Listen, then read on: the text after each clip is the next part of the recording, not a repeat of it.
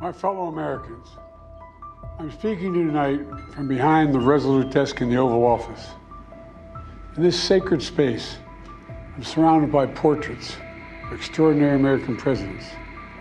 Thomas Jefferson wrote the immortal words that guide this nation. George Washington, who showed us presidents are not kings. Abraham Lincoln, who implored us to reject malice. Franklin Roosevelt, who inspired us to reject fear. I revere this office, but I love my country more. It's been the honor of my life to serve as your president. But in the defense of democracy, which is at stake, I think is more important than any title. I draw strength and I find joy in working for the American people. But this sacred task of perfecting our union is not about me. It's about you, your families, your futures. It's about we, the people. We can never forget that, and I never have. I've made it clear that I believe America is at an inflection point.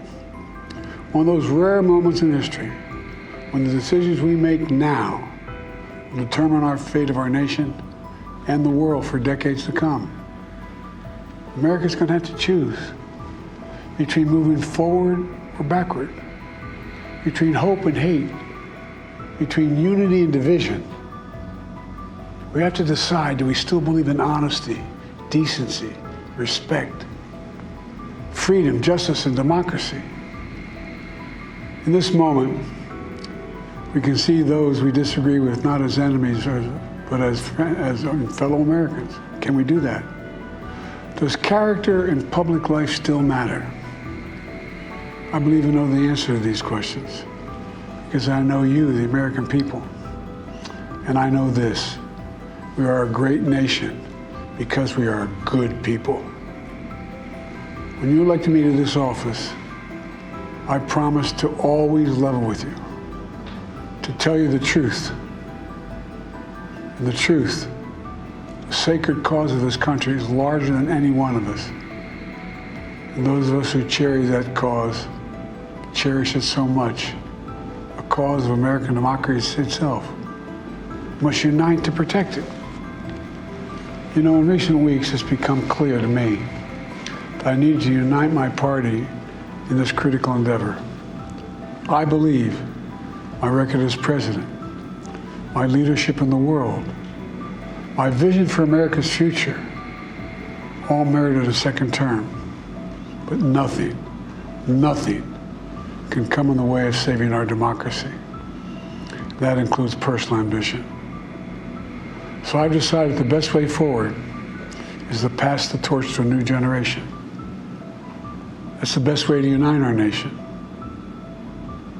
You know, there is a time and a place for long years of experience in public life. There's also a time and a place for new voices, fresh voices, yes, younger voices. And that time and place is now. Over the next 6 months, I'll be focused on doing my job as president. That means I'll continue to lower costs for hardworking families, grow our economy. I'll keep defending our personal freedoms and our civil rights, from the right to vote to the right to choose. I'll keep calling out hate and extremism, make it clear there is no place in America for political violence or any violence ever, period. I'm going to keep speaking out to protect our kids from gun violence, our planet from climate crisis that is the existential threat. And I will keep fighting for my cancer moonshot so we can end cancer as we know it, because we can do it. And I'm going to call for Supreme Court reform because this is critical to our democracy, Supreme Court reform.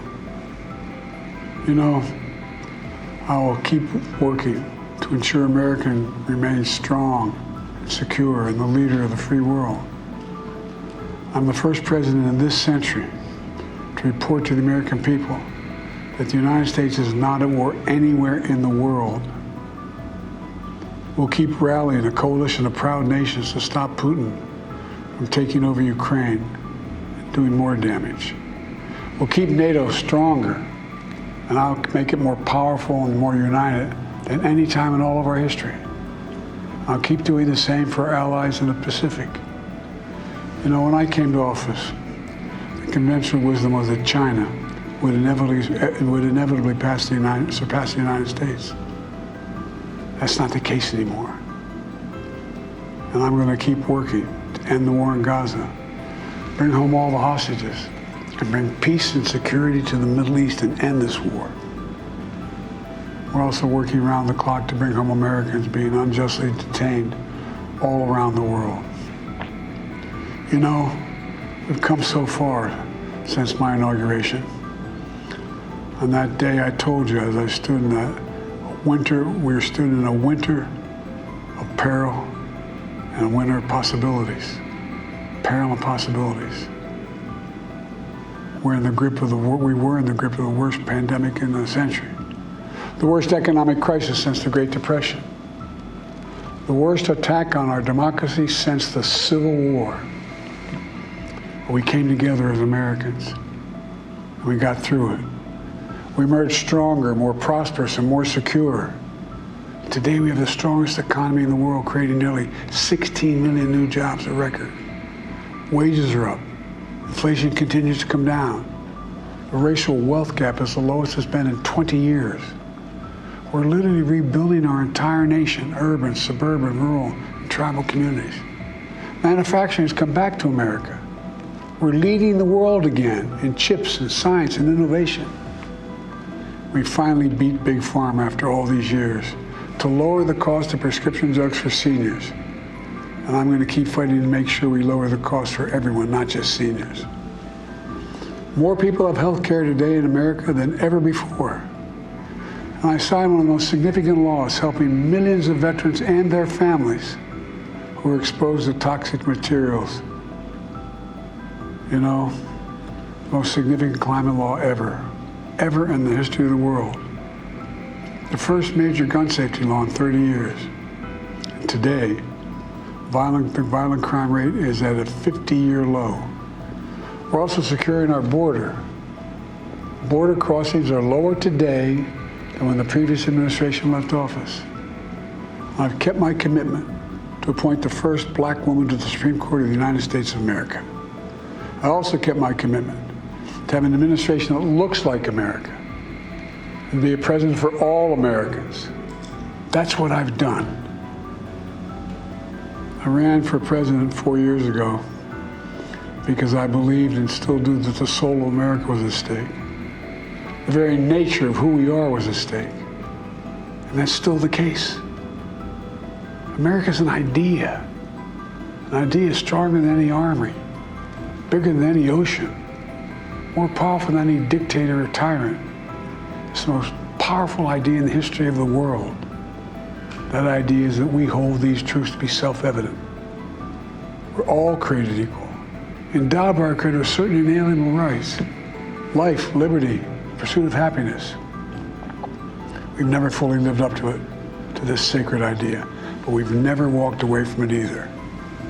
And I do not believe the American people will walk away from it now. In just a few months, the American people will choose the course of America's future. I made my choice. I've made my views known. I would like to thank our great Vice-President Kamala Harris. She's experienced, she's tough, she's capable. She's been an incredible partner to me and a leader for our country.